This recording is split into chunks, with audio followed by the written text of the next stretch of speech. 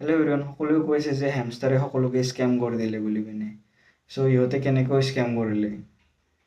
First of all, ইহঁতৰ coin ডিষ্ট্ৰিবিউশ্যনৰ মতে সকলোকে বহুত কম কইন দিছে।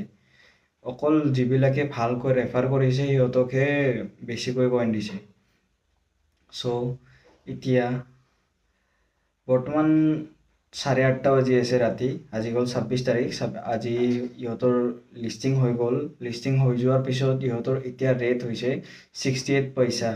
ভাবি চাওকচোন কিমান কম হৈছে। যদি আপোনালোকে যদি 1000 কইন পাইছে, তেতিয়াহ'লে 1000 কইনৰ বিনিময়ত আপোনালোকে বৰ্তমান আইনাৰৰ ভেলু বৰ বেছি 650 বা 700 টকা পাব। তাৰে ওপৰত অলপো বেছি নাপায়। 3 মাহ ধৰি সকলোৱে কষ্ট কৰিছে, কিন্তু তাৰ প্ৰফিট নাপালে।